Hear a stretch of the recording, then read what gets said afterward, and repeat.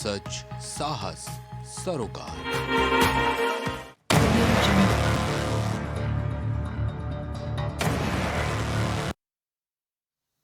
नमस्कार, मैं हूं गौरव श्रीवास्तव। प्राइम डिबेट में आप सभी का बहुत बहुत स्वागत है।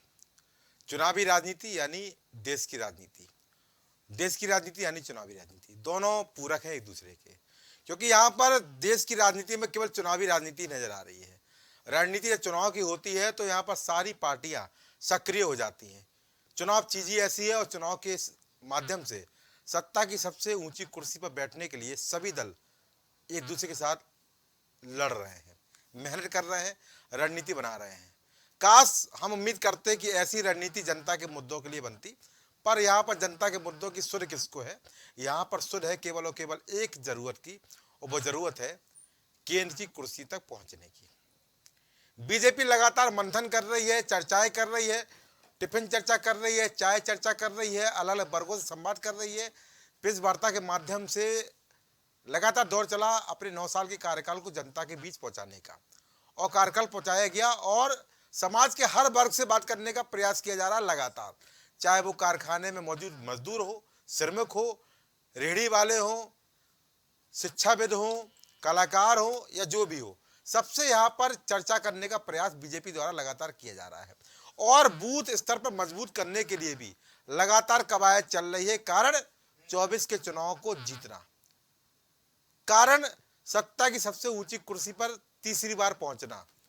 हैट्रिक की बात कर रहे हैं और कह रहे हैं कि उत्तर प्रदेश में इस बार विजय पटाखा जो रहेगी वो तीसरी बार फहरेगी और 80 सीट हम जीत कर आएंगे। और अगर बीजेपी यहाँ पर 80 सीट जीत कर आती है तो यहाँ पर INDIA के नाम से जो गठबंधन बना है इसका सुपड़ा साफ हो जाएगा, और सुपड़ा साफ होगा यहाँ पर कांग्रेस का भी, सपा का भी, अगर बीजेपी यहाँ पर 80 सीट जीत कर आती है। खैर, 80 सीट जीतेंगे कि नहीं जीतेंगे वो तो आने वाले समय में स्पष्ट हो पाएगा, क्योंकि चुनाव होंगे, चुनाव के बाद परिणाम आएंगे, तब स्पष्ट हो पाएगा कि सीटें आप जीते हैं कि नहीं जीते हैं। खैर, इसके अलावा सुनने में आ रहा है कि राहुल गांधी भारत जोड़ो यात्रा का दूसरा फेज शुरुआत करने का विचार कर रहे हैं।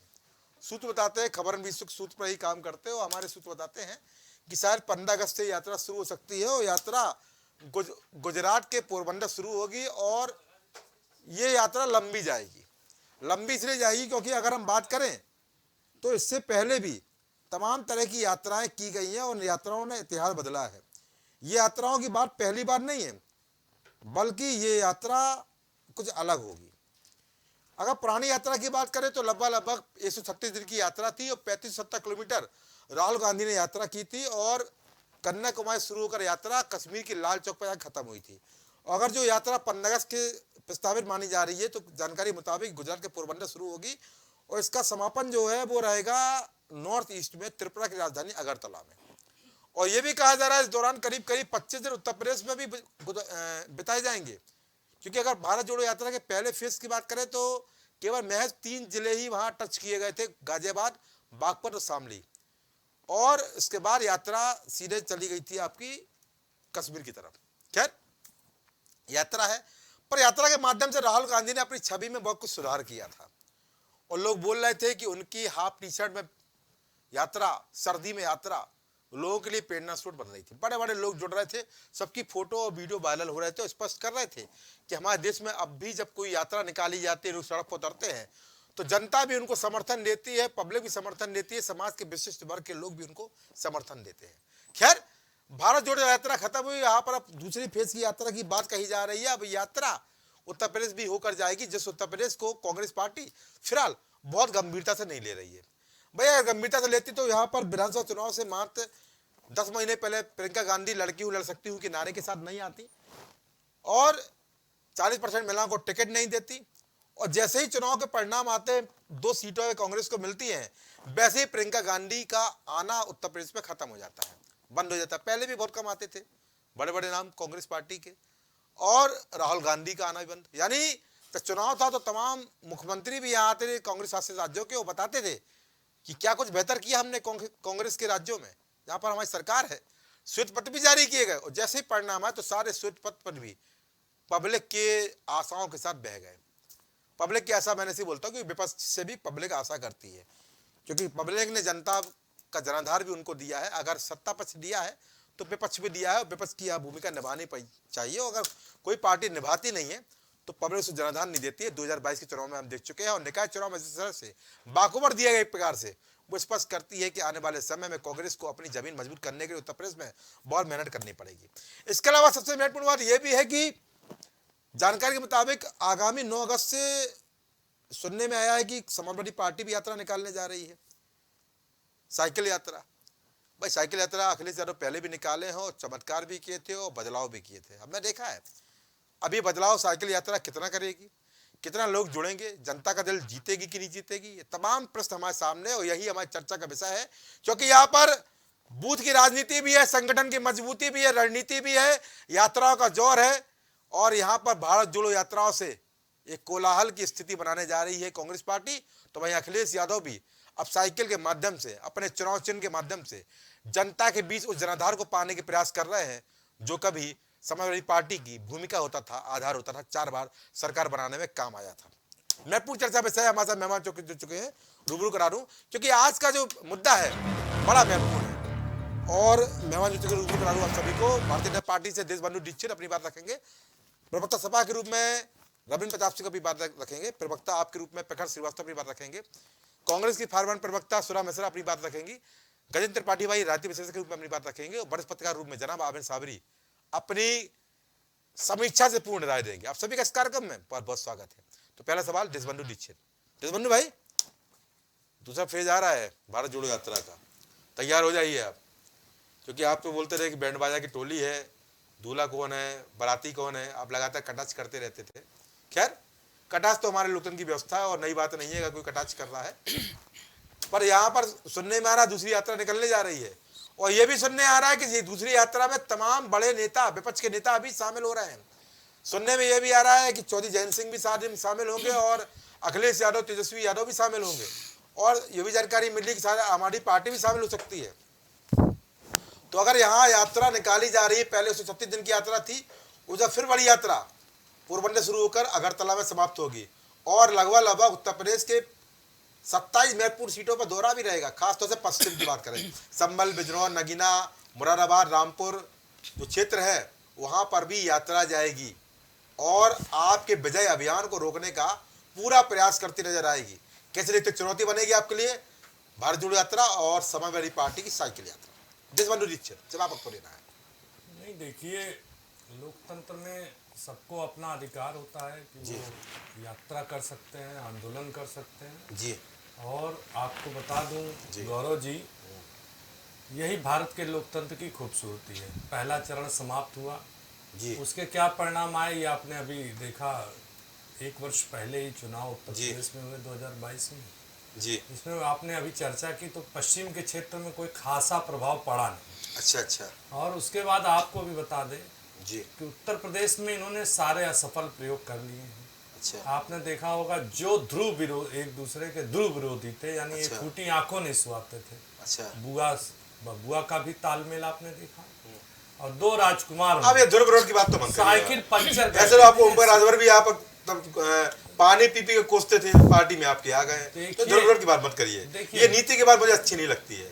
एनसीपी भी जुड़ चुकी है, आपके अजीत पवार आपके साथ आ चुके हैं, तो ये नई बात है। बताइए हम नीति वहां बताइए, जहाँ नीति आपने फॉलो की। भारतीय जनता पार्टी की विचारधारा से जो सम्मत होना चाहता है, जिसे लगता है कि भारतीय जनता पार्टी की रीतियां, नीतियां देश के विकास के साथ जुड़े हैं, उसे भारतीय जनता पार्टी उसका स्वागत करती है। यहाँ 2 विपरीत परिस्थितियों की तुलना करना गलत होता है। देखिए, आपने जो बोला यात्रा का, और आपने 2 यात्राओं की चर्चा की, एक श्रीमान राहुल गांधी की भारत जोड़ो का जो आपने कहा द्वितीय चरण, और साइकिल की भी। और रही बात, आपने अभी INDIA देखा, तो नाम के पहले ही जो इसके सूत्रधार थे बिहार के श्रीमान मुख्यमंत्री नीतीश कुमार जी, वही नाराज होकर चले गए PC छोड़कर। अच्छा। तो जब अभी नाम रखने में है, तो आपने देखा कि ये संयुक्त कैंडिडेट बीजेपी के खिलाफ उतारना चाहते हैं। अब आप बताइए, जब 543 में सीटों का बंटवारा होगा तो ये कैसे बांटेंगे? अच्छा। अब पश्चिम बंगाल में ममता बनर्जी इन्हें सीट कांग्रेस को देना नहीं चाहती हैं। अच्छा। वहां वाम मोर्चा कहता मैं प्रमुखता से लड़ा हूं, तो लड़ेगा। बिहार में कैसे बंटवारा होगा, तेलंगाना में कैसे होगा, तो आप देखिए ऐसा है, ये एक हताशा निराशा का गठबंधन है। और जब जब चुनावी बेल आती है, जब से 2014 से यशस्वी प्रधानमंत्री ने देश की बागडोर संभाली, तब से आपने देखा विपक्षी गठबंधन सामूहिक एकता के नाम पे 2 बार 2014 में भी लड़ा और 2019 में तो आपने देखा बहुत सारे दल लड़े, लेकिन उसका परिणाम क्या हुआ? 2014 से 2019 में हम उससे ज्यादा सीट जीत कर आए। अच्छा।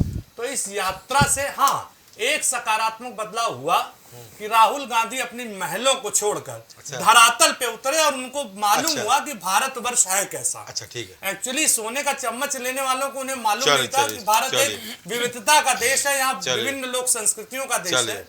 और उस हिसाब से उनको यात्रा करके ये समझ में आया कि भारत की वो जड़ों से देशबंधु भाई, एक सवाल जरूर आपसे रहेगा, बहुत अच्छी आपने विविधताओं से बड़ा देश है और तमाम चीजें आपने यहाँ बताई। राहुल गांधी की यात्रा को यहाँ पे आपने चर्चा की, कांग्रेस की बात आप यहाँ पर कर रहे थे। कांग्रेस पार्टी के 2 बड़े नाम, राजीव गांधी की बात करें चाहे इंदिरा गांधी की बात करें, दोनों ने देश के लिए जान दी। ये आप भूल जाएंगे क्या? अगर आप किसी को सोने की चम्मच की बात कर रहे हैं तो तमाम बड़े नाम ऐसे हैं। परिवारवाद हमारे देश में पूरी तरह से लागू हो चुका है। अगर आप नाम बोले तो मैं आपको नाम बताना शुरू कर दूंगा, उनके पुत्रों के नाम बताना शुरू कर दूंगा, उनका जो पद है वो पद भी गिनाना शुरू कर दूंगा। तो परिवारवाद पर यहाँ पर कोई अछूता नहीं है, कोई अछूता नहीं है। यहाँ पर बहुत गिने चुने नाम ऐसे हैं जो परिवारवाद को नहीं बढ़ा रहे हैं, बाकी सभी जगह परिवारवाद लागू है। पर आपने यहाँ पर कांग्रेस की भारत जोड़ो यात्रा की बात की। अगर यात्रा से आपको तकलीफ नहीं है, अगर आप नहीं सोचते आपकी चुनौती है, तो फिर इस पर कटाक्ष करने का आवश्यकता क्या है? आप अपनी तैयारी करिए, इनको अपनी तैयारी करने दीजिए। लोकतंत्र इनको रियायत देता है इस काम को करने की।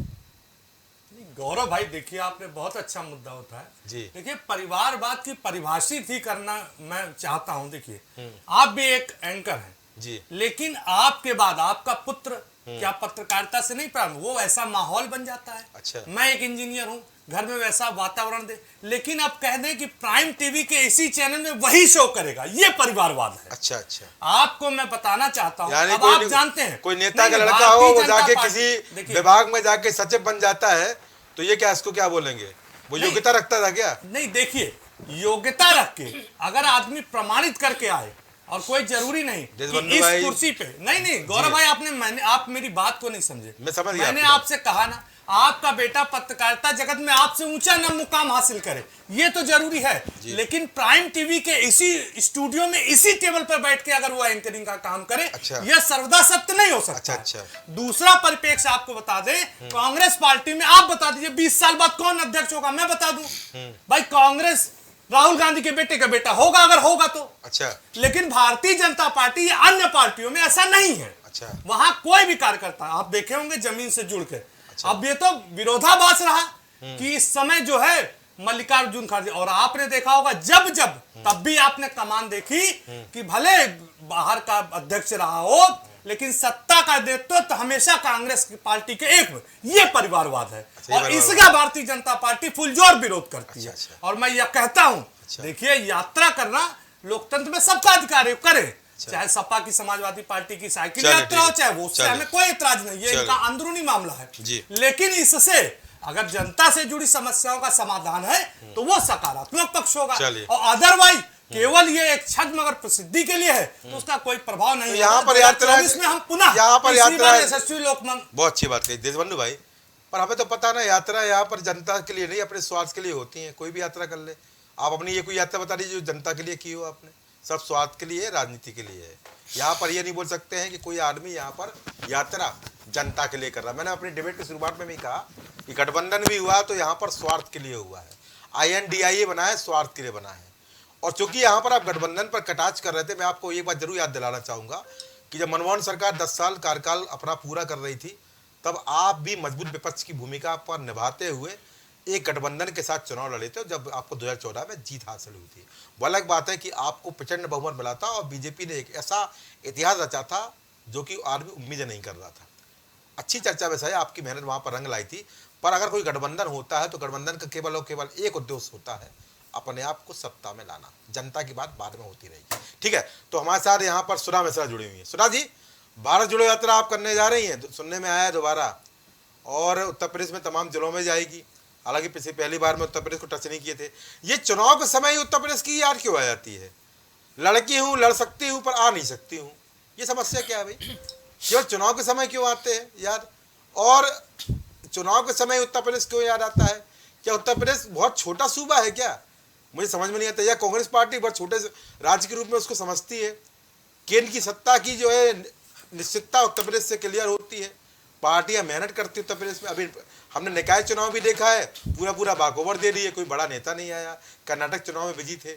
तो या फिर आपके पास नेता नहीं है, या फिर उत्तर प्रदेश को आप उतनी गंभीरता से नहीं लेते हैं जितनी गंभीरता से लेना चाहिए। कि चुनाव के समय तो तमाम बड़े बड़े मंत्री आ रहे थे, नाम आ रहे थे, तमाम बड़े बड़े नाम थे जो लगातार चर्चाएं कर रहे थे, प्रेस वार्ता कर रहे थे, श्वेत पत्र जारी कर रहे थे। गोबर से कंडे कैसे बनेंगे, कंडे कैसे बिकेंगे, ये भी हमने देखा है तमाम प्रेस वार्ताओं के माध्यम से। मैं स्वयं जाता था। पर इस तरह हमने ये देख रहे हैं कि केवल चुनाव के समय, और भारत जोड़ो यात्रा यहाँ पर दूसरे फेज की बात चल रही है, कहाँ तक ये सक्सेस होने वाली है? क्योंकि जमीन तैयार करना बड़ा कठिन काम है, और यहाँ पर बहुत मेहनत करनी पड़ेगी उत्तर प्रदेश में अपने पुराना जनाधार को पाने के लिए। सुना में सर जवाब आपको देना है।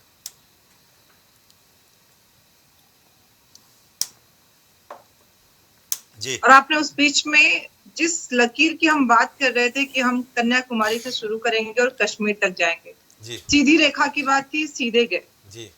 उसमें उत्तर प्रदेश को नहीं छुआ, उत्तर प्रदेश में 3 दिन रहे, 3 जिलों को छुआ, ऐसी कोई चर्चा न थी, ऐसी कोई बात थी। लेकिन क्योंकि भाजपा के लोगों को कुछ न कुछ तो चाहिए, तो वो चीजों को घुमा फिरा के इस तरह से बातें करते हैं। अभी हमारे देश बंधु भाई बहुत घुमाते हैं। जी बिल्कुल। दूसरी बात, जनाधार और आपका जो आधार है जी, लोकतंत्र में आपका जनाधार जन है, और आपको जमीन से जुड़ के करना है।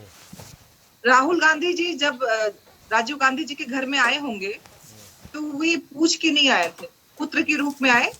उन्होंने उसके बाद जनता के चुनने के बाद सांसद बने थे। अच्छा। जब ये लोग ऐसी बातें करते हैं ना कि चम्मच सोने का लेके पैदा कोई हुआ है, और ये अमित शाह का बेटा बिना किसी चयन प्रक्रिया के, बिना क्रिकेट खेले किसी पद पे आसीन हो जाए, एक्सटेंड कर दिया जाए। नहीं, मैं बोलूंगी, जब ऐसी बातें की जाती हैं बैठ के यहाँ पे, तटस्थ होकर बात नहीं की जाएगी। हम करें तो सब कुछ अच्छा, दूसरा करे तो हम क्वेश्चन करेंगे। अरे भाई, ऐसी बातों को आपसे उन्होंने कहा कि पत्रकार का बेटा पत्रकार बिल्कुल बन सकता है, उसका अधिकार है, घर में माहौल देख रहा है जी। तो नेता का बेटा नेता बन सकता है, उसका अधिकार है। लेकिन अगर जनता चुन रही है तो उसको परिवारवाद से नहीं मिला है। इस बात को बार बार कहने की जरूरत है कि राहुल गांधी जी को सांसदी किसी ने दी नहीं थी, अच्छा। जनता ने दी थी। अच्छा। तो ये लोग ये प्रश्न उठाना बंद करें, अच्छा। हमारे प्रश्न का उत्तर दिया करें। वो अगर राजीव गांधी जी के पुत्र हैं तो उनका सौभाग्य है, लेकिन इस देश का दुर्भाग्य है कि इस देश के बलिदानियों पे ऐसे प्रश्न खड़े किए जाते हैं। और आज देश के लिए और दुर्भाग्य की बात है कि देश में जिस मुद्दे पे हम चाहते प्रधानमंत्री जी बोले, उस पे नहीं बोल रहे हैं। वो बोलेंगे किसमें? इंडिया नाम पे, क्योंकि हमने नाम इंडिया रखा है। तो हमारे प्रधानमंत्री, मैं आ रही हूँ उस बात पे, राहुल जी से जोड़ रही हूँ, क्योंकि सारा जो मलाल, जो दर्द है ना, राहुल गांधी जी की वजह से इनको हो रहा है। अच्छा। डर गए हैं। एक ऐड आता था कि डर सबको लगता है, गला सबका सूखता है। अच्छा अच्छा। ऐसा कि अपने ही देश के बारे में आप आतंकवादियों के नाम से कर दो, जिनने गुलाम बना रखा था उनके नाम से जोड़ दो। ये हताशा, ये डर है। और राहुल गांधी उत्तर प्रदेश में इसी हताशा को, इंडिया मेक इन इंडिया भी हम बोलते हैं, तो वहां पर तमाम तरह की तुलना तो गलत है भाई, इसमें तो मैं भी तुलना गलत है। लेकिन बता रही हूँ, राहुल जी ने जिस तरह से एक बिना किसी पे आरोप लगाए व्यक्तिगत प्रहार किए, आप जानते हैं आदरणीय मोदी जी संवैधानिक पद पे बैठे हुए हैं, अगर लोग चाहें तो उनके ऊपर व्यक्तिगत रूप से बहुत प्रहार कर सकते हैं जी। लेकिन हम ऐसे नहीं हैं। अच्छा। हम नहीं कहेंगे उनकी तरह सोनिया जी के लिए ऐसे शब्दों को, अच्छा। जो सुनने में भी कोई स्त्री पसंद नहीं करेगी, हम नहीं बोलेंगे। लेकिन राहुल गांधी जी यात्रा के माध्यम से ये तो साबित कर चुके हैं कि जो लांछन लगा के आप उस व्यक्ति शहीद पिता के बेटे पे रोज लांछन लगाते हैं, वो शहीद का बेटा आज अपने इस देश पे, देश की गलियों में, देश के हर व्यक्ति से मिल रहा है और ये साबित कर रहा है कि जैसे राहुल गांधी जी, जवाहरलाल नेहरू जी, इंदिरा गांधी जी जनता से जुड़े हुए थे।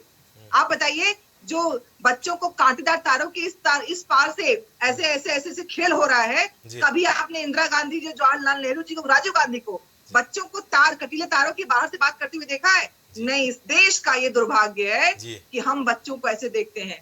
कि बच्चे कटील तारीख उस तरफ है और हमारे प्रधानमंत्री जी इस तरफ से उनको बता रहे हैं ऐसे से खेलना है।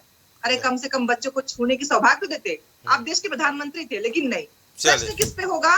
जो जनता से जुड़ा हुआ है। और मैं आपको बता दूं गौरव जी, देश हर बार, हमारा इंडिया जो कि भारत है, संविधान कहता है, अच्छा, तो हर बार देश जीता है, हर बार देश जीतेगा। अच्छा। और राहुल गांधी जिस बात को साबित करेंगे कि आरोपित करने वाले लोग सत्य नहीं होते, वो सिर्फ आरोप लगा सकते हैं, लेकिन जो सही है, सत्य के साथ है, वो हमेशा अपने विजय की पताका को फहराएगा। ठीक है। और ये जो डर सबको लगता है, गला सबका सूखता है, वो आज प्रधानमंत्री जी के बयान से लगता है। एड बहुत देख कर आई हैं उन्होंने अपने देश के बारे में। चलिए, एड बहुत देखा आपने माउंटेन ड्यू का, लगता है। चलिए ठीक है। नहीं, माउंटेन ड्यू ये आज प्रधानमंत्री ने बता दिया। जिस तरह से वो बोल रहे थे ना, इस देश में देश के वासियों को शर्म आ रही है कि देश के 75वें अमृत और महोत्सव काल का क्या क्या कहने वाले। अरे तमाम कार्यक्रम होंगे अभी। नहीं, तो मैं प्रश्न करना शुरू करूंगी गौरव जी ना। अगर उन्होंने ईस्ट इंडिया कंपनी से हमारी तुलना की है, तो देश का दुर्भाग्य है कि हमारे कितने क्रांतिकारियों ने, बलिदानियों ने अपने जीवन का बलिदान दिया है। सही बात है। बहुत शहादत के बाद ये स्वतंत्रता पाई है, पर उसकी जो चिंता है, उसका जो मूल्य है, वो शायद किसी को नहीं पता। खैर, रविन भाई, भारत जोड़ो यात्रा भी होने वाली है और सुनने में आया है कि आप लोग जो जाएंगे भी, और 9 अगस्त से आपकी साइकिल यात्रा शुरू होने वाली है। पूर्वांचल के तमाम जिलों से होते लखनऊ में आएगी, तमाम विधानसभा सीटों को तय करेगी। और ये यात्रा की शुरुआत बहुत जरूरी है, क्योंकि अब शायद अखिलेश यादव भी समझ चुके हैं कि बस से निकल कर रोड पे आना ही पड़ेगा, क्योंकि जरूरत आने पड़ी है और साइकिल चलानी ही पड़ेगी, कि बिना साइकिल चलाए यहाँ पर परिवर्तन संभव नहीं है। पहले भी साइकिल चलाई थी, वो परिणाम सकारात्मक रहे थे, इसलिए साइकिल की याद आई है, या कोई अलग नीति है समाजवादी पार्टी की और सपा प्रमुख अखिलेश यादव की? रविन भाई, जवाब आपको देना है। यात्रा के द्वारा ही आए थे जी। तो इस प्रकार की यात्राएं हम कभी भी रोके नहीं हैं। अच्छा। उससे पहले भी हमारी पद यात्राएं लगातार चलती रही है जी।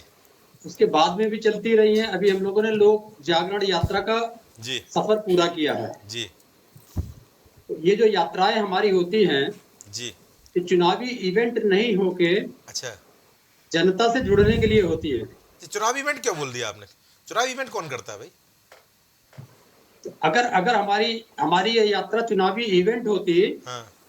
तो बड़े बड़े मीडिया संस्थान इसको कवर कर रहे होते। अच्छा, शुरू नहीं हुई अभी? नहीं, आप लोगों ने भी कवर किया, ऐसा नहीं है, लेकिन वही लोग जो वाकई राष्ट्रवादी पत्रकारिता करते हैं, अच्छा, तो छोटी छोटी पद यात्राओं को भी कवर करते हैं, और आपने भी किया है जी। अब हम साइकिल यात्रा भी निकालेंगे जी, जो पूरब से शुरू के पश्चिम तक आएगी और लगभग सारे जिलों में चलेगी। जी बिल्कुल। और ये फाइनल बिगुल होगा जी, जो 2024 के लिए हम लोग बजा देंगे। इसमें हम इस साइकिल यात्रा में हम समूचे विपक्ष को भी साथ लेंगे। अच्छा, समूचा विपक्ष इस साइकिल यात्रा में शामिल होगा। अच्छा, साइकिल यात्रा के हर पड़ाव में भी, हर जिले में भी। अच्छा, नई बात बताइए आपने, साइकिल यात्रा विपक्ष भी शामिल होगा? जी जी, अभी जानकारी नहीं थी जी। अभी हमारे देश बंधु भाई जी यात्राओं पे चर्चा करते करते उन्होंने विपक्ष का एकदम से डाइसेक्शन कर डाला। अच्छा, अगर उतना अच्छा डाइसेक्शन अपने पार्टी का करते जी, तो मुझे लगता है कि उनके पास सत्ता आ सकती थी। अच्छा, चली गई क्या? चली गई है। 7 चुनाव पिछले आप देख लीजिए तो बुरी तरीके से हार हुआ है। अभी पूछ रहे हो आपसे जी। हिमाचल से शुरू करके और पश्चिम बंगाल के पंचायत चुनाव पे खत्म हुई है। इसके बीच में 7 पड़ाव पड़े, 7 चुनाव बुरी तरीके से हारे हैं जी। सिमट के आके 2 बड़े राज्यों तक सीमित हैं। उसी में 4 छोटे राज्य भी हैं, जिनमें से एक मणिपुर भी है जो जल रहा है। अच्छा, अब आपने जिक्र किया जी श्रीमान राजीव गांधी जी की यात्रा, राहुल गांधी जी की यात्रा का। जी, तो राहुल गांधी जी की यात्रा पश्चिम शुरू होकर पूरब तक जाएगी। अच्छा, इसके पड़ाव में उत्तर प्रदेश, गुजरात जी, पश्चिम बंगाल और नॉर्थ ईस्ट पड़ेंगे। जी, ये लगभग 175 लोकसभा की सीटें हैं। जी बिल्कुल। मैंने इसमें से गुजरात निकाल दिया है। जी, और जहां से ये साफ होने जा रहे हैं जी, इनको हटाने के लिए 40 सीटें कम करनी है। अच्छा, तो उत्तर प्रदेश, बिहार, पश्चिम बंगाल और नॉर्थ ईस्ट जहां 175 सीट आती हैं, जी। यहाँ से ये 25 सीट भी नहीं पाएंगे। अच्छा, क्या बात तो है। इसी यात्रा के पड़ाव में ये चुनाव से बाहर हो जाएंगे। अच्छा, बाहर हो जाएंगे। इसीलिए घबराहट तो है इसको आदरणीय इसको मोदी जी इसको में। बीजेपी बाहर यात्रा कर लें क्या? बीजेपी यात्रा क्या निकालेगी जब हर बीजेपी बाहर जिले में करो उन्होंने यात्रा जी। हाँ, ये आपने शब्द दिया बहुत, मैं बीजेपी आपका बाहर बहुत करो ऋणी यात्रा। रहूंगा। मैं आप पे ऋणी रहूंगा, आपने अच्छा, शब्द अच्छा प्रयोग इतने किया है। विश्वास की बजाय बता दीजिए, इतने विश्वास की, इतनी मुस्कुराहट की बजाय बता दीजिए, तय हो गया क्या सीट है? अब मुस्कुराहट की वजह यह है कि इन 7 राज्य इसमें से हैं। मैंने अभी आपको 4 राज्य गिनाया है और 7 राज्य उसमें से जिसमें से मणिपुर में है। तो लगभग हम लोग का संपर्क हर जगह है। जो चीजें निकल के आ रही हैं वो मैंने कहा कि शायद 25 सीट भी पा जाएं। अच्छा, इस 175 में से तो बहुत बड़ी बात होगी।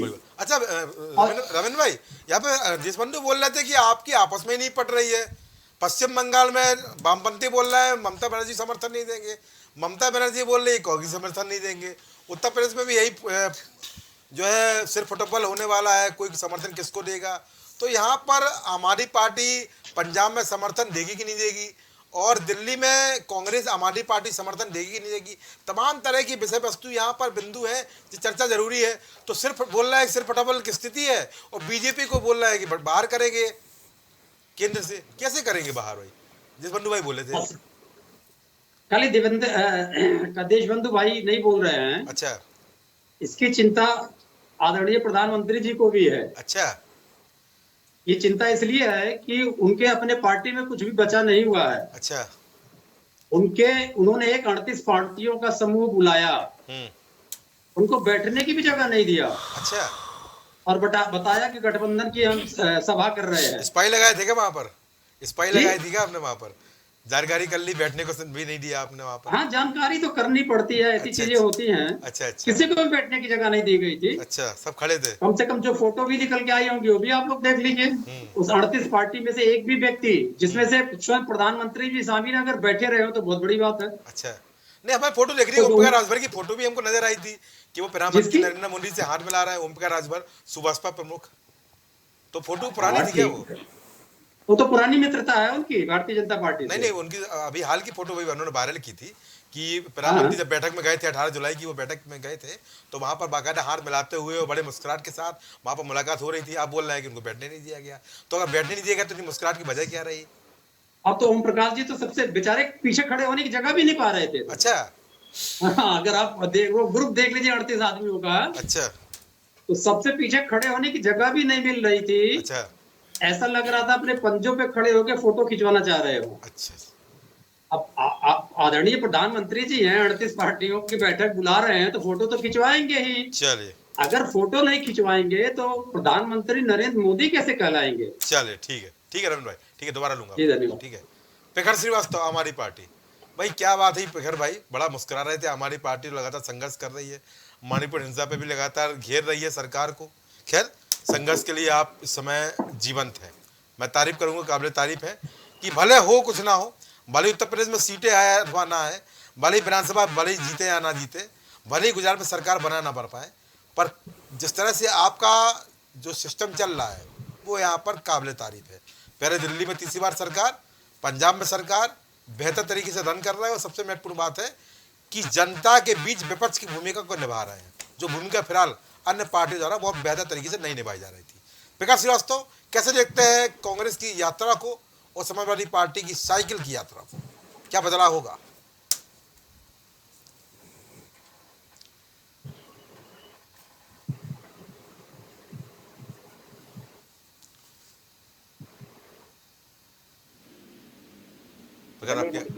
अभी मैं भारतीय झूठा पार्टी के प्रवक्ता की बेशर्मी की नाम क्यों ले रहे हैं आप लोग भाई? झूठा पार्टी बोल दिया आपने। जो नाम सच है, मैं जब आपने मुझे मौका दिया है, मैंने भारतीय जनता पार्टी तो कभी बोला ही नहीं, भारतीय झूठा पार्टी नाम रखा है, क्योंकि उससे ज्यादा झूठ कोई बोल नहीं सकता। देशबंधु भाई भी बड़े उत्साह में है, नाराज कर दे दिक्कत में आ जाएंगे, बोलने नहीं देंगे फिर आपको। मैं यही कह रहा था गौरव जी, भारतीय झूठा पार्टी के प्रवक्ता की बेशर्मी की प्रकाशता को मैं देख रहा था वो अपने गिरबान में नहीं झांक के देख रहे हैं और दूसरों पे उंगलियां उठा रहे हैं। अच्छा। अगर कोई अगर यात्रा कर रहा है तो उनको उसमें दिक्कत आ रही है, कोई अगर साइकिल यात्रा कर रहा है तो उनको उसमें दिक्कत आ रही है। अपने काम तो उनके पास गिनाने को तो है नहीं। अच्छा। 2014 से लेके 2023 तक अगर भारतीय जनता पार्टी का ग्राफ अगर हम देखेंगे तो भारतीय जनता पार्टी का ग्राफ गिरता ही हुआ आ गया। अच्छा।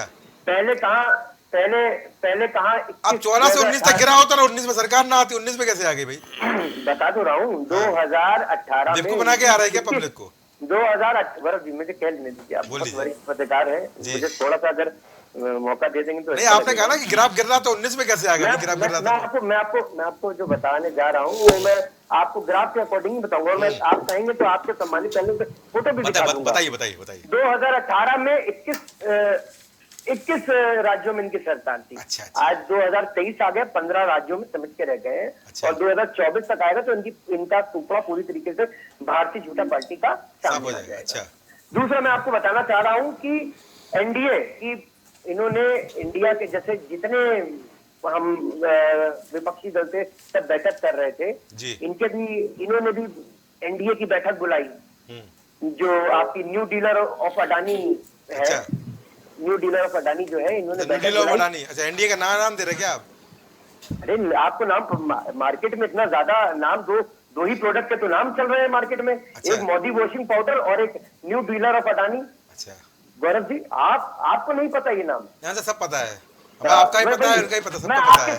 आपके सम्मानित चैनल में आपके दर्शकों को बता रहा था। अच्छा। न्यू डीलर ऑफ अडानी की बैठकें हो रही हैं। अच्छा। उसमें इनको बीते 4 सालों में कोई भी दलों की याद नहीं आई, मगर जब देखा विपक्ष एक हो रहा है 1970 में, जैसे कम्युनिस्ट और सोशलिस्ट मिलकर इंदिरा गांधी जी की सरकार गिराई गई थी। अच्छा। जब देख रहे हैं कि अरे ये तो हिस्ट्री, एक कहावत है हिस्ट्री रिपीट।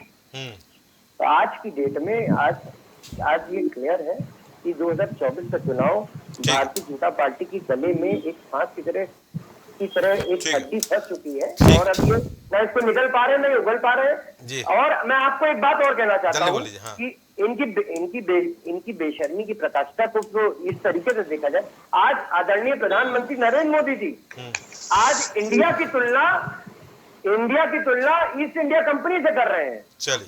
अरे बीजेपी के ट्विटर, उनके खुद के ट्विटर ऑफिशियल ट्विटर हैंडल में लिखा हुआ है वोट फॉर इंडिया। तो वो भारतीय जनता पार्टी तो खुद इंडिया को सपोर्ट करेंगे। चलो ठीक है। आमिर साबरी भाई, कैसे देखते हैं यात्राओं को? क्योंकि यात्राओं से मुझे कोई दिक्कत नहीं है, पर यात्राओं के समय से मुझे दिक्कत है। कांग्रेस पार्टी समय अनुसार आ जाती है, समय हो गया है चुनाव का 24 का। अब इसको कांग्रेस पार्टी के सहयोगी दल जो बैठक में शामिल है तो उनको बुरा ना लगे, क्योंकि जो बार बोलता हूँ तथ्य के साथ बोलता हूँ। वो तथ्य सबको पता है कि पहले भी आए चुनाव के समय और चुनाव परिणाम आते ही फिर गायब। भारत जोड़ो यात्रा फिर शुरू की जा रही, सेकंड फेज शुरू हो रहा है। क्या आमिर भाई बदलाव होगा? क्या स्थिति बनेगी? और समाजवादी पार्टी भी साइकिल पर उतर कर अब अपनी चुनावी रणनीति को पूरी तरह से पुख्ता करने की कवायद में जुट गई है। कैसे देखते हैं, क्या चुनौती यहाँ पर बीजेपी के लिए हो सकती है? आमिर साहब। बहुत शुक्रिया गौरव भाई जी कि आपने इस बहस में मुझको हिस्सा बनाया। जी देखिए, आज की बात नहीं है, ये हमेशा से चला आ रहा है जी कि राजनीतिक पार्टियां चुनाव से कुछ समय पूर्व ही जी पहले ही मैदान में आती हैं जी। और तमाम चुनाव आपने देखे। और जहाँ जी। तक विपक्ष की बात है तो हिंदुस्तान में, हमारे देश के अंदर, भारत देश में जी एक बड़ी पार्टी और एक मजबूत सरकारें कांग्रेस की रही हैं, बिल्कुल, जिसके खिलाफ विपक्ष हमेशा लामबंद हुआ जी। और उसने सड़कों पर धरने दिए, प्रदर्शन करे, आंदोलन करे और सरकार को उखाड़ फेंका। बिल्कुल। ऐसा नहीं है कि मतलब कांग्रेस एक इकलौती पार्टी थी देश की जिसने अकेले राज किया है जी। लेकिन उसके जब विरोध में, जी। उसके विपक्ष में, जब सारा विपक्ष एक हुआ, 10 दल 15 दल एक जमाना था 77 में, कई दल एक हुए जी। उसके बाद उसको उखाड़ फेंका। ये अलग बात है कि बहुत दिनों ज़्यादा नहीं चल पाए क्योंकि आपसी वही जो खलफिशार तू मैं आपसी मतलब सिर पटा हुआ नहीं चल पाई, एक अलग बात है।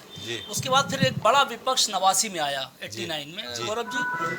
88 में दल बने, सारे दल मिलकर के चुनाव लड़े 89 में और सरकार बनाई, कांग्रेस को धाराशाही किया, कांग्रेस को किनारे किया, सरकार बनी, अच्छी सरकार चली। लेकिन फिर वही बात है कि सर प्रोटोकॉल कि हम तुम्हें नहीं जीने देंगे, हमें कैसे जीने दोगे, तो ये सब चलता रहा। 89 में फिर ये हुआ कि अडवाणी जी रथ लेकर के चले और उसके बाद फिर सरकार चली जी। गई। फिर 3-4 प्रधानमंत्री कंटिन्यू बदले बारी बारी, लेकिन उसके बाद फिर क्या हुआ गौरव जी, फिर 91 में नरसिम्हा राव जी निकल के आए और कांग्रेस की सरकार बनी, पूरे 5 साल चली। फिर 5 साल बाद विपक्ष एक हुआ जी और फिर सरकार बनी बीजेपी के नेतृत्व में। अटल जी हमारे स्वर्गीय अटल जी प्रधानमंत्री बने। अलग बात है कि वो 13 दिन चली, फिर एक 13 महीने चली, फिर 5 साल चली। तो गौरव जी जब जब विपक्ष एक हुआ है, ये तो बिल्कुल दुरुस्त बात है, सरकार धाराशायी हुई है। अच्छा। लेकिन अब चूंकि मौजूदा समय में जो सत्ता में है वो भी बहुत सारे दलों के साथ है गौरव। बिल्कुल सही बात है। ये एक बड़ा प्रश्न है और ये बड़ा सोचनीय प्रश्न भी है कि जब सारे दल सत्ता में भी हैं और तमाम दल विपक्ष में भी आ रहे हैं, तो जाहिर सी बात है कि टकराव बराबर का होगा। और टकराव वही होता है जहां बराबर का मामला होता है। जहां पर ऊपर नीचे का जेर जबर का मामला होता है वहां टकराव नहीं होता गौरव जी। 20 और 80 का कभी टकराव नहीं हुआ। टकराव जब होगा जब 55 और 45 होंगे या 40 और 60 होंगे, टकराव जब ही होगा। तो जाहिर सी बात है अगर उनके पास 38 दल है तो इन्होंने भी लगभग 26-28 दल कर ही लिए हैं। तो कुल मिलाकर गौरव जी अब कांटे की टक्कर होगी। अब ये बात बिल्कुल दुरुस्त है कि भारतीय जनता पार्टी के लिए रास्ता तो आसान नहीं है। जो अगर लोग इस गलतफहमी में है, ये तो वही बात है, बोलना अलग बात है गौरव जी, और जमीनी स्तर पर धरातल पर समझना और करना अलग बात है। दोनों में बड़ा जमीनात्मक फर्क है। लेकिन दावों और सच्चाई में हमेशा फर्क रहा है, वही फर्क मुझे अब भी दिख रहा है। लेकिन ये बात मान लीजिए कि जो भारतीय जनता पार्टी के लोग अगर इस गलतफहमी में कि वो 80 तो छोड़ दीजिए कि बहुत प्रचंड बहुमत से हम सेंटर में आ जाएंगे, तो ये इनकी मुगलराज सपनों जैसी बात होगी। बाकी ये सच है कि टक्कर इस बार कांटे की होगी और भाजपा की राह बहुत आसान गौरव जी नहीं लगती, मुझे नहीं दिखती है। बाकी तो भाई गजेंद्र भाई क्या राय आपकी? भाई आपका गौरव भाई समीक्षा क्या बोलते? हम दोनों सबको सुना जी। देखिए राहुल गांधी निश्चित ही तौर पे सफल होंगे। अच्छा, इसको आप जान लीजिए। अच्छा, क्योंकि उनको अपने वोट बैंक को ले आना है इन लोगों से।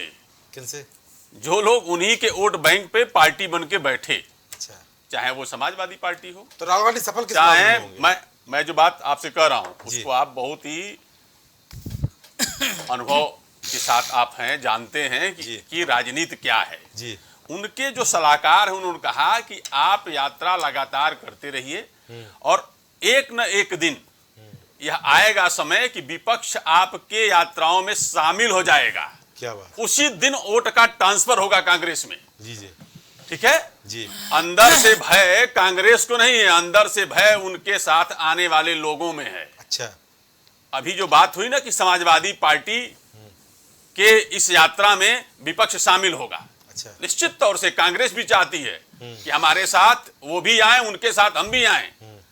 और यह जो यहाँ का कालखंड है, उत्तर प्रदेश देखेगा, अच्छा। बिहार देखेगा, राजस्थान देखेगा, दिल्ली पंजाब भी देखेगी इस चीज को कि कांग्रेस एक चेहरा है, राहुल गांधी एक चेहरा है। अच्छा। ये लोग वहीं गौण हो जाएंगे, शून्य हो जाएंगे। अच्छा। इन लोगों की कोई भी गणना नहीं होगी। और क्यों ऐसा हो रहा है ये मैं आपसे बताता हूं। बता दीजिए। क्योंकि कांग्रेस को उत्तर प्रदेश में 1 सीट, लोग अनुमान लगा रहे हैं 2 सीट दे देंगे, 4 सीट दे देंगे। जैसे जैसे वोटों का ट्रांसफर होगा, जनता उनके साथ में जुड़ेगी, संगठन उनका निश्चित तौर से उत्तर प्रदेश में खड़ा हो जाएगा। सुराजी खुश हो गई आपकी बात? 1 साल में खड़ा होगा वो संगठन। सुराजी खुश हो गई आपकी बात? और संगठन जैसे ही खड़ा होगा, जनमानस देखिए, जनमानस क्या देख रहा है? जनमानस ये देख रहा है कि कांग्रेस के बड़े नेता यहाँ आते नहीं है। जी। आते हैं कब? 1 साल बाद, 1.5 साल बाद, 2 साल बाद। यह दौर जब खत्म होगा, उनका संगठन देखिए, बूथ पर लोग नहीं है उनके पास। उनके जो लोग थे वो कहीं न कहीं समाजवादी पार्टी में चले गए, कहीं न कहीं बीजेपी में चले गए, या जहां जहां उनको सम्मान मिला, मौका मिला, वहां वहां वह गए। जब वो यह देखेंगे कि हमारा नेता यहाँ पर आ रहा है और विपक्ष एक साथ हो रहा है, तो वह पुनः जिंदा होंगे। और जिंदा होंगे उसका लाभ कांग्रेस को मिलेगा। और कहां मिलेगा वो मैं आपसे बता रहा हूं। क्यों लाभ वहां मिलेगा कि कांग्रेस तब यहां पर आकर के खड़ी होगी और कहेगी मुझे इतने सीट पे लड़ना है। ठीक। जो लोग समझते हैं कि कांग्रेस को 4-5 सीटें दे देंगे लॉलीपॉप, ऐसा नहीं होगा। कांग्रेस कहेगी अब मेरा संगठन खड़ा हो गया। लड़ाई कैसी रहेगी? क्या 24 की लड़ाई कैसी रहेगी? 24 की लड़ाई? अरे मैं क्या कह रहा हूं, कांग्रेस ही लड़ेगी ना। अच्छा, भारतीय जनता सफलता के बाद आपने कौन लड़ेगा? सफल हो? नहीं, किस रूप में सफल हो? मैं क्या कह रहा हूं आपसे, अभी बहुत अच्छी बात आपने कहा। समीक्षा यही है कि कांग्रेस निश्चित तौर से भारतीय जनता पार्टी से लड़ेगी। ठीक। और ठीक से लड़ेगी। चलिए। उसका वजह होगा कि उनके पास यहाँ पर संगठन खड़ा हो गया रहेगा। जो खड़ा होगा, सीट की भी मांग होगी उनकी, और सीट के मांग के अनुसार ही यहाँ पर लड़ाई आगे बढ़ेगी। ठीक है देवेंद्र भाई, सबने बोल लिया। कोई बोल रहा है भारत भाजपा हटाओ यात्रा है, प्रखर श्रीवास्तव बोल रहा है आप झूठा पार्टी है, आमिर भाई बोल रहे हैं यहाँ पर महत्वपूर्ण रूप से लड़ाई होगी, गैंदर भाई ने भी कहा राहुल गांधी यहाँ पर पूरी टक्कर देंगे। सबका जवाब आपको देना है, सत्ता पक्ष में बैठे हुए हैं, सबको आपने ध्यान सुना, अब समय आपका है, बताइए। 2 मिनट मुझे भी दीजिएगा। 2 मिनट पूरा 5 मिनट आप 5 लोगों का जवाब देना है आपको। देखिए गौरव भाई जी, अभी हमारी कांग्रेस की नेत्री कह रही थी, पहले कांग्रेस पे ही आ गया सीधे आप? नहीं, निश्चित तौर से कांग्रेस से लड़ना है। अच्छा। बाकी लोग क्या हैं, उनके कहीं नहीं रहेंगे। अरे ऐसा मत कहिए गजेंद्र भाई, कहीं नहीं भाई बुरा लग रहेंगे, जाएगा। निश्चित तौर से कांग्रेस से लड़ना है। अगर मैं गजेंद्र भाई ने कांग्रेस ज्वाइन कर ली है। अगर मैं कह रहा हूँ तो थोड़ा सा सुनिए। देखिए ऐसा है, ये एक शब्द होता संस्कृत में स्वांतः सुखाय। अच्छा, स्वांतः सुखाय। राजनीतिक विरासत में मिली जो सत्ता राहुल गांधी की है, मैं अपनी बहन को बता दूं, या राजनीतिक मजबूरी कहिए, या विरासत को संभालने की बहुत जरूरत कहिए। अच्छा, जो उनसे राजनीति कर रही है। और स्वांतः सुखाय का अर्थात होता है राजनीति में साहस, धैर्य, निर्भीकता के साथ आदमी जो निर्णय लेता है और अपने सुखों का जो त्याग देता है, वो करोड़ों लोगों के निहितार्थ निस्वार्थ भाव से सेवा भाव होता है। अच्छा, वह यह भाव नहीं होता राहुल गांधी। राजनीतिक जब उफान उरोज पे हो तो यूरोप की यात्रा में छुट्टी मनाने चले।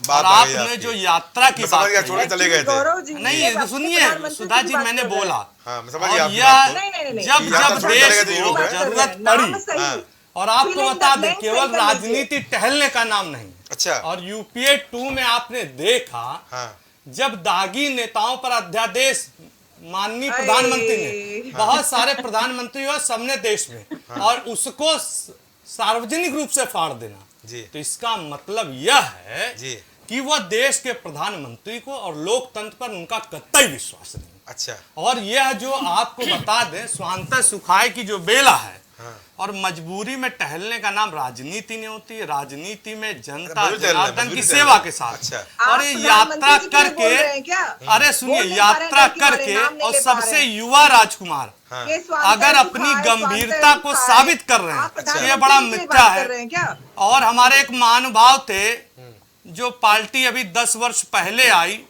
और कट्टर ईमानदार बेईमान। अच्छा। 40 करोड़ के बंगले अभी छूटे नहीं। और क्या? और राजनीति में आपको बता भाई, ये कट्टर ईमानदार बेईमान समझ में नहीं आया। कट्टर ईमानदार बेईमान ये होता है कि आप गौरव भाई जानते हैं, इतना वरिष्ठ मुख्यमंत्री आज तक, ये प्रवक्ता हैं महानुभाव, लेकिन ये एक पेपर दिखा दें, आज वह 2 बार मुख्यमंत्री रहा, आज तक उसने किसी सरकारी पेपर पे हस्ताक्षर नहीं किया। अरे ये कैसी बात? और आपको बता दें, सबसे बढ़िया पेन लेकर चलते हैं।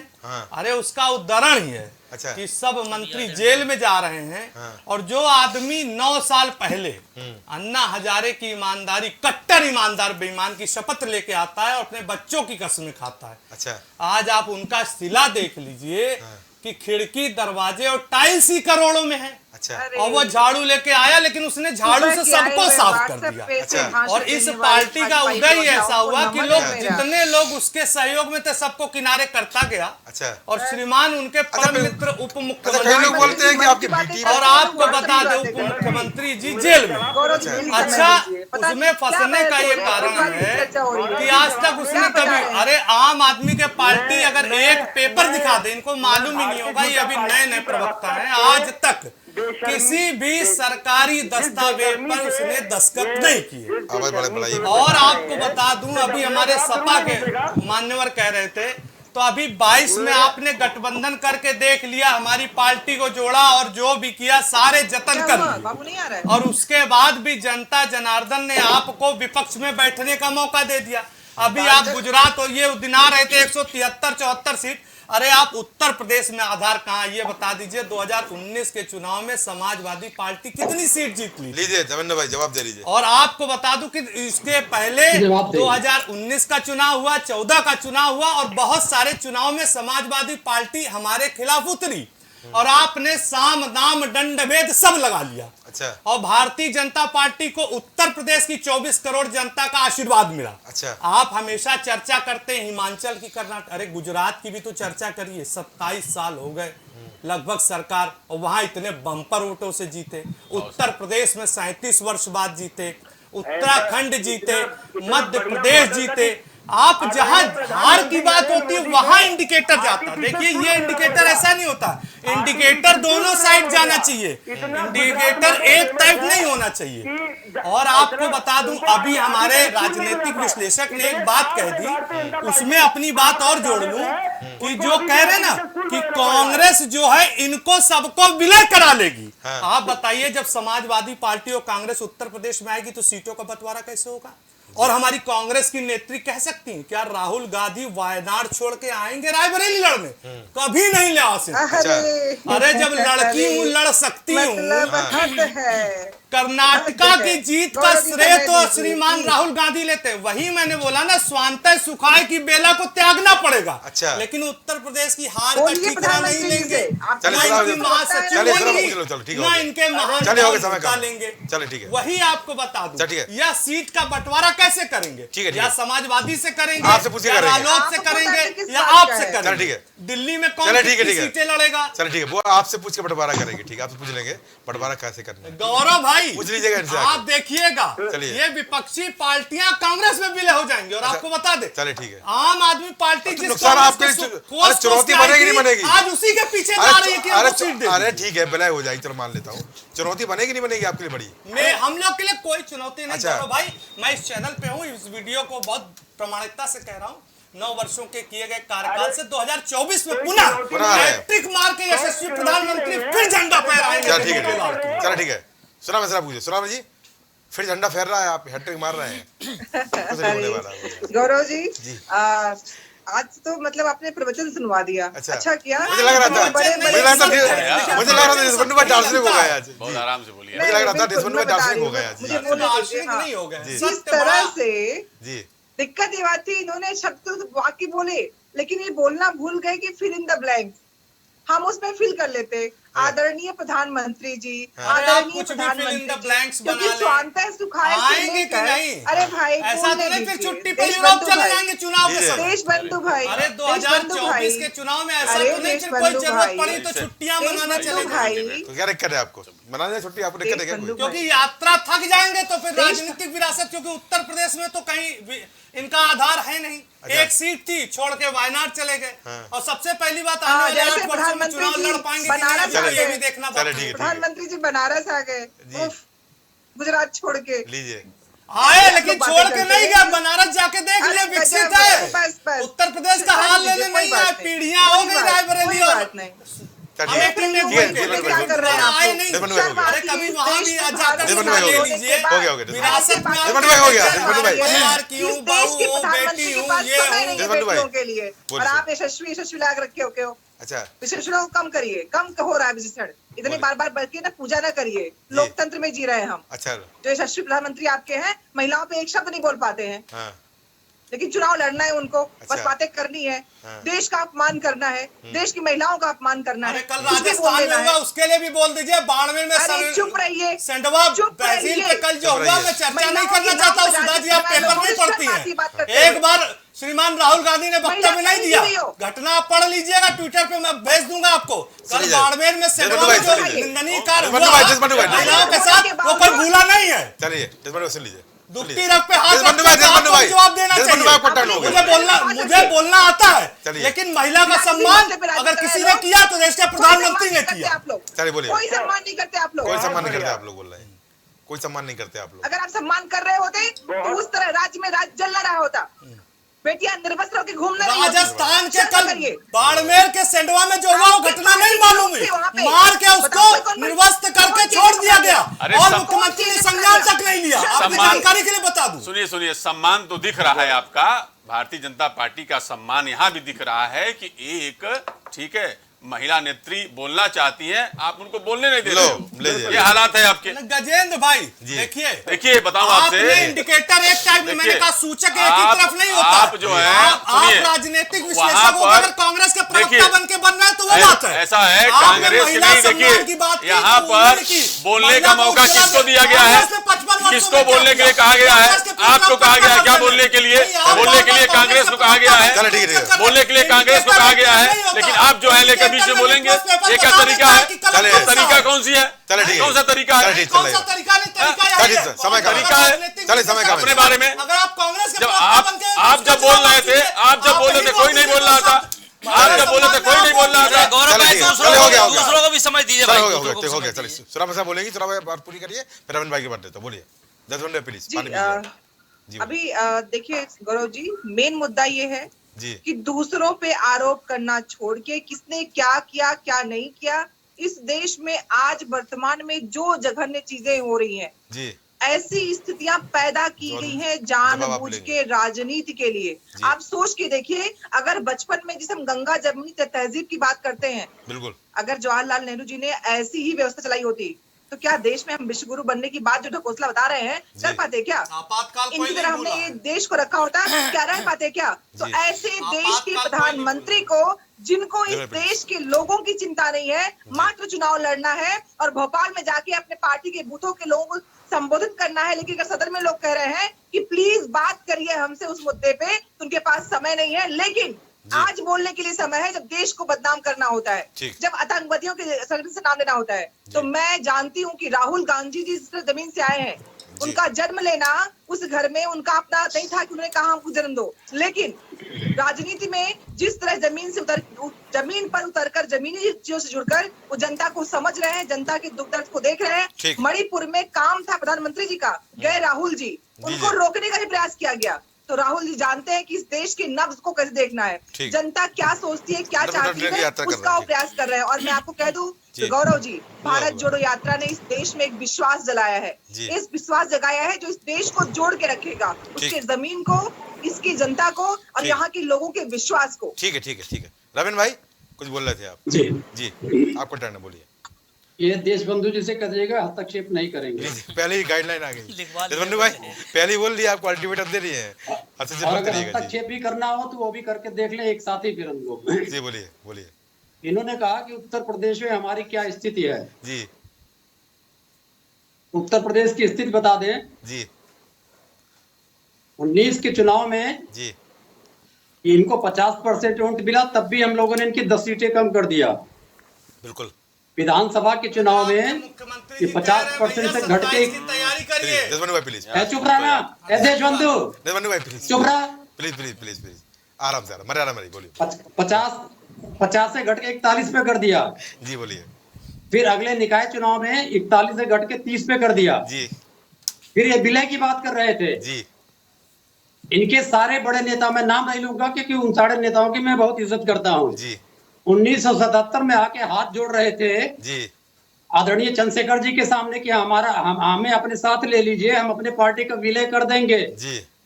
और विलय कर दिया था इन लोगों ने। जी बिल्कुल कर दिया था। भारतीय जनसंघ खत्म हो गई थी। जी। फिर इन लोगों ने एक फर्जी पार्टी बनाई वहां से निकल के। अच्छा। पहले दावा किया कि हम ही जनता पार्टी हैं। जब निर्वाचन आयोग ने मना कर दिया तो उसके नाम के आगे भारतीय शब्द लगा दिया। जी। उसको भारतीय जनता पार्टी बना दिया। जी। ये दूसरे को सीख देते हैं। ठीक। अब इनकी स्थितियां बता दें। अभी निकाय चुनाव में इनके 25 एमपीओ के यहाँ जी कोई भी सीट नहीं मिली हुई है। लीजिए। तो ये हमको रास्ता दिखाने की बात कर रहे हैं। और दूसरी बात जो ये कहते हैं गठबंधन के आंतरिक मामलों में हस्तक्षेप करते हैं। जी। पहले अपने आंतरिक मामले बता दें। ये बता दें इनके जो 28 पार्टियां हैं, 38 पार्टियां, अगर देशबंधु जी इसमें से 8 का नाम बता दें जी, मैं प्रवक्ता पद से त्याग पत्र दे दूंगा बिना मोबाइल का सहायता लिए हुए। अभी देने वाले हैं क्या? जी बताओ भाई बताओ। पार्टी बता दो। ये पार्टी बता दीजिए। गजेंद्र जी रुक जाइए, आपका भी जवाब दे दे रहा हूँ। आपका जवाब भी दे दीजिए। बोलिए तो गजेंद्र जी बहुत परेशान है। अच्छा, परेशान कि भारतीय जनता कांग्रेस में सारी पार्टियां मिल जाएंगी। अच्छा, तो ये दोनों भारतीय जनता पार्टी के प्रवक्ता और एक भारतीय जनता पार्टी ने ठेका ले रखा है। बहुत सुंदर। हर जगह पैसा लेके आप जो है भारतीय जनता पार्टी का है, भारतीय गजेंद्र जी जनता पार्टी वाला कांग्रेस का है। हस्तक्षेप करेंगे तो आपको समझ में नहीं आएगी बात। बहुत सुंदर। चुपचाप बैठिए अभी। क्या मतलब? तो भारतीय जनता पार्टी ने ऐसे प्रवक्ताओं की श्रेणी में राजनीतिक विश्लेषक भेज रखे हैं पैसा दे दे के। अच्छा, जो जाके लड़ाने का प्रयास करे। और इनको समाजवादी आंदोलन नहीं पता है। अच्छा, समाजवादी आंदोलन 1917 से चल रहा है यहाँ पे। अच्छा, और पहला चुनाव हम लोग लड़े थे, कांग्रेस के खिलाफ ही लड़े थे। समाजवाद के दो लेकर के लेखक का नाम बता दीजिए तो। आप चुप रहिए, समाजवाद के दो लेखक का नाम बताइए वर्ड भाई। आपके ज्ञान जानू जला, आपका ज्ञान बहुत बड़ा है लेकर समाजवाद में। आप जैसा मूर्ख व्यक्ति समाजवाद जो बहुत कहता है है कि आपके हम पास। उसमें विलय कर लेंगे, आप क्या राजनीतिक विश्लेषक है? आप बताइए भारतीय जनता पार्टी से कितना पैसा लेके आए हुए हैं? बोलिए बोलिए बोलिए। चलो ठीक है, आप ये बताइए। बता रहा हूँ कितना पैसा लेके आए। ठीक है, तो बता दीजिएगा कितना पैसा लेके आए हुए हैं। तो आइएगा, जब आइएगा धमकी देने का प्रयास मत करिए। आइएगा, जो उसका पैसा लिए हुए भारतीय जनता पार्टी का वसूल कर दीजिएगा। ठीक है, आखिरी कमेंट बोलिए जी। फिर उसके बाद में जितने गठबंधन, एक मिनट, जितने गठबंधन हम लोगों ने किए हैं, कांग्रेस के भी साथ किया है, गैर कांग्रेसी दलों के साथ भी किया हुआ है। और हम लोग धोखे लाए हैं। गठबंधन की राजनीति आदरणीय चौधरी चरण सिंह ने 67 में शुरू की है। बिल्कुल की है। हमने धोखा किसी को नहीं दिया है। भारतीय जनता पार्टी ने जिससे भी गठबंधन किया है, ठीक, सबको धोखा दिया हुआ है। ठीक है। और हम गठबंधन का धर्म निभाएंगे। ठीक है, प्रकाश यादव जल्दी बोलिए, 30 सेकंड आपके पास। प्रकाश यादव, समय हो गया, गौरव जी 30 सेकंड नहीं, मैं आपको बता दूं, समय हो गया। मैंने बहुत ही आराम से चुना भारतीय जनता पार्टी के प्रवक्ता को। और मैं बिल्कुल तमीज से बैठा रहा, मैंने कोई बिल्कुल जल्दी बोलिए, समय कम है प्रकाश भाई। बिल्कुल मैं बता रहा हूँ, इन्होंने जैसे बोले ना आदरणीय प्रधानमंत्री नरेंद्र मोदी जी महिला का सम्मान करना जानते हैं। तो मैं आपके चैनल के माध्यम से बताना चाह रहा हूँ कि जिस महिला को नंग अवस्था में वहां के जो जानवर से गवाह होते हैं, वो एक सूबेदार की जानकारी नहीं है, आपको कोई जानकारी नहीं। आप प्रवक्ता भी नहीं है, फर्जी प्रवक्ता बन के चैनल पे आना छोड़ दीजिए। शब्दों और मस्तिष्क में बहुत फ्रीक्वेंसी का मैच होता है। आपको बोलना नहीं आता, आपको कुछ नहीं आता, आप प्रवक्ता है ही नहीं। आपके पास कोई ऑथराइज प्रवक्ता है ही नहीं। आपके पास शब्दों का चयन, मर्यादा करनी। चले ठीक है, किसी ने किया, सभी का, आप सभी का इस कार्यक्रम में जुड़ने के बहुत धन्यवाद। तो यहाँ चर्चा बड़ी महत्वपूर्ण थी, और चर्चा जो थी वो थी भारत जोड़ो यात्रा की सेकंड फेज की चर्चा थी, साइकिल की, और साइकिल की यात्रा की। और सबसे महत्वपूर्ण बात यह है, जिस तरह से यहाँ चर्चा हुई, सभी लोगों की अलग अलग राय थी। जहां पर विशेषज्ञ गजेंद्र त्रिपाठी कहना था कि कांग्रेस पार्टी आने वाले समय में तमाम पार्टियों को अपने साथ विलय कर लेगी और मजबूत चुनाव लड़ेगी, तो वहीं वो पार्टियों कहना था कि जो पार्टियां हैं वो अपनी राय यहाँ पर अलग से महसूस करेगी और पार्टियां वो काम करेंगी जिसके लिए पार्टी बनी हुई है। सभी पार्टियों की अपनी नीति है, सबकी अपनी आधारशिला है, और सभी पार्टी अपने आप को स्थापित करना चाहती हैं। और शायद यही स्थापना के बीच में, स्थापित करने की जो जद्दोजहद है, उसी के बीच में तमाम तरह की बातें होती हैं, जिसको हम बोलते हैं सिर फुटौल। अब यहाँ पर सिर फुटौल कितना होगा, कितना नहीं होगा, यात्राओं से क्या होगा, क्या नहीं होगा, बदलाव होगा कि नहीं होगा, परिवर्तन होगा कि नहीं होगा, वो फिलहाल भविष्य के गर्भ में निहित है। पर एक बात स्पष्ट है, जब जब विपक्ष तैयार हुआ है, बदलाव जरूर हुआ है। बदलाव यहाँ पर जनता के मुद्दों पर हो जाए, चाहे जनता की समस्याओं के लिए हो जाए, चाहे सत्ता परिवर्तन के लिए हो जाए, और चाहे सत्ता को विस्थापित करने के लिए हो जाए। चर्चा महत्वपूर्ण है, बदलाव महत्वपूर्ण है, यात्रा महत्वपूर्ण है, पर एक साथ हम भूल जाते हैं कि संघर्ष भी महत्वपूर्ण है। जनता के मुद्दों पर संघर्ष करिए, चलते रहिए और मेहनत करिए, जनता को दिखाइए कि आप विपक्ष की भूमिका को निभा रहे हैं, तभी जनता जनाधार भी देगी और आपको सत्ता की सबसे ऊंची कुर्सी पर बैठाएगी। और उसके लिए किसी यात्रा की और किसी साइकिल यात्रा की जरूरत आपको नहीं पड़ेगी। संघर्ष करिए, चलते रहिए। नमस्कार।